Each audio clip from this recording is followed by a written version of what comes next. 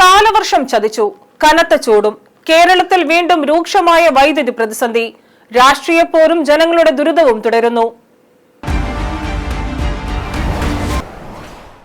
സംസ്ഥാനത്ത് പെയ്യേണ്ട തെക്കു പടിഞ്ഞാറൻ കാലവർഷത്തിലുണ്ടായ കനത്ത കുറവും അന്തരീക്ഷ താപനിലയിലുണ്ടായ വൻ വർധനവും കാരണം കേരളം വീണ്ടും കടുത്ത വൈദ്യുതി പ്രതിസന്ധിയിലായി.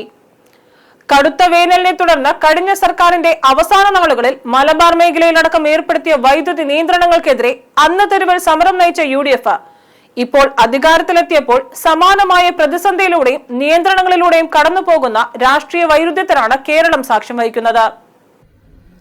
ഇത്തവണ കർക്കിടക മാസമായിട്ടും സംസ്ഥാനത്ത് ലഭിക്കേണ്ട മഴയിൽ ഏകദേശം 33% കുറവാണ് രേഖപ്പെടുത്തിയിട്ടുള്ളത്. കഴിഞ്ഞ വർഷം ജൂലൈ മാസം ഇടുക്കി ഉൾപ്പെടെയുള്ള പ്രധാന ഡാമുകളിൽ 60% വെള്ളമുണ്ടായിരുന്ന സ്ഥാനത്ത് ഇപ്പോൾ അത് വെറും 28% താഴ്ന്നു.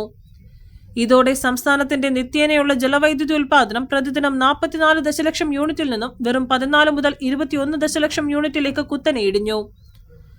അതേസമയം എൽനിനോ പ്രതിഭാസം മൂലമുണ്ടായ കൊടും ചൂട് കാരണം സംസ്ഥാനത്തെ വൈദ്യുതി ആവശ്യകത റെക്കോർഡ് വേഗതയിലാണ് ഉയർന്നത്.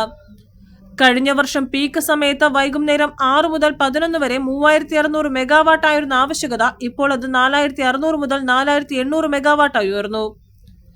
സംസ്ഥാനത്തിന്റെ മൊത്തം ആവശ്യത്തിന്റെ 70%-ലധികവും കേന്ദ്ര ഗ്രിഡിൽ നിന്നും മറ്റ് സംസ്ഥാനങ്ങളിൽ നിന്നുമാണ് കേരളം വാങ്ങുന്നത്. എന്നാൽ രാജ്യവ്യാപകമായി കടുത്ത ചൂട് അനുഭവപ്പെടുന്നതിനാൽ പവർ എക്സ്ചേഞ്ചുകളിൽ വൻ പ്രതിസന്ധിയാണ്.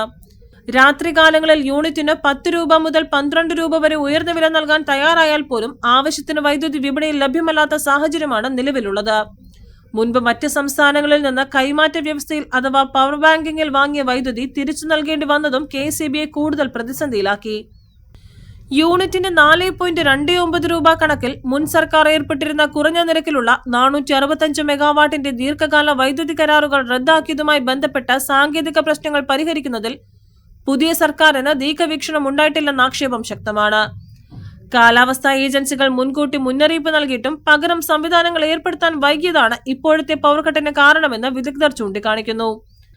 പകൽ സമയത്ത് സോളാർ വഴി ഏകദേശം 1000 മെഗാവാട്ടിലധികം വൈദ്യുതി ഉൽപ്പാദിപ്പിക്കുന്നുണ്ടെങ്കിലും അത് സംഭരിച്ച് രാത്രി ഉപയോഗിക്കാനുള്ള ബാറ്ററി സ്റ്റോറേജ് സംവിധാനങ്ങൾ യുദ്ധകാലാടിസ്ഥാനത്തിൽ സ്ഥാപിക്കുന്നതിൽ KSEBയും പരാജയപ്പെട്ടു. മുൻപ് LDF സർക്കാരിന്റെ കാലത്ത് പവർ കട്ട് ഉണ്ടായിരുന്നപ്പോൾ KSEB ഓഫീസുകൾക്ക് മുന്നിൽ ഹരിക്കെയിൻ വിളക്കുകൾ കത്തിച്ച് സമരം ചെയ്ത UDF ഇന്ന് അതേ കസേരയിലിരുന്ന് പ്രതിസന്ധിയെ ന്യായീകരിക്കാൻ പാടുപെടുകയാണ്. അന്ന് വൈദ്യുതി മുടങ്ങിയത് സർക്കാരിന്റെ കെടുകാര്യസ്ഥതയായി ചിത്രീകരിച്ചവർ ഇന്നതിനെ പ്രകൃതിക്ഷോഭവും കാലവർഷത്തിന്റെ കുറവുമായി ന്യായീകരിക്കുന്നതിനെ സോഷ്യൽ മീഡിയ ട്രോളുകളിലൂടെ ജനങ്ങൾ ശക്തമായി പരിഹസിക്കുന്നുണ്ട്. നിലവിലെ സ്ഥിതി കണക്കിലെടുത്ത് വൈകുന്നേരങ്ങളിലെ പവർ കട്ട് പൂർണ്ണമായും ഒഴിവാക്കാൻ താൽക്കാലികമായി ഉയർന്ന നിരക്കിൽ കൂടുതൽ വൈദ്യുതി വാങ്ങാൻ KSEBയ്ക്ക് സർക്കാർ കഴിഞ്ഞ ദിവസം പ്രത്യേക അനുമതി നൽകി. പവർ എക്സ്ചേഞ്ചിൽ ലഭ്യമാകുന്ന മുറയ്ക്ക് യൂണിറ്റിന് പരമാവധി തുക നൽകി വൈദ്യുതി എത്തിക്കാനാണ് തീരുമാനം. കേന്ദ്ര പൂളിൽ നിന്നും കേരളത്തിന് ലഭിക്കേണ്ട വിഹിതത്തിലും നിലവിൽ കുറവുണ്ട്. ഇത് പരിഹരിക്കാൻ അടിയന്തര നടപടികൾ ഉണ്ടാവണം. പ്രതിദിനം 200 മെഗാവാട്ട് അധികമായി കേന്ദ്ര ഗ്രിഡിൽ നിന്ന് അനുവദിക്കണമെന്ന കേരളത്തിന്റെ ആവശ്യത്തോട് കേന്ദ്ര ഊർജ്ജ മന്ത്രാലയം ഇനിയും പ്രതികരിച്ചിട്ടില്ല. വ്യാവസായിക മേഖലയിലെ വൈദ്യുതി ഉപഭോഗത്തിന് പീക്ക് സമയങ്ങളിൽ നിയന്ത്രണം ഏർപ്പെടുത്തുന്ന കാര്യത്തിലും സർക്കാർ തീരുമാനം വൈകുകയാണ്. രാഷ്ട്രീയക്കാർ പരസ്പരം പഴിചാരുമ്പോഴും കൊടും ചൂടിൽ അപ്രഖ്യാപിത ലോഡ് ഷെഡിങ്ങും വോൾട്ടേജ് ക്ഷാമവും കാരണം സാധാരണക്കാരായ ജനങ്ങളുടെ ജീവിതം ദുസ്സഹമായി തുടരുകയാണ്. വരും ദിവസങ്ങളിൽ സ്മാർട്ട് മീറ്റർ ചാർജും ഇന്ധന സെസ്സും ഉൾപ്പെടെയുള്ള അധികഭാരം കൂടി ജനങ്ങളുടെ തലയിൽ കെട്ടിവെക്കാനുള്ള നീക്കത്തിലാണ് KSEB.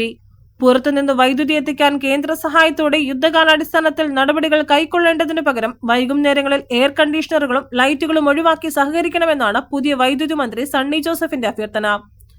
News desk Janashabdam news.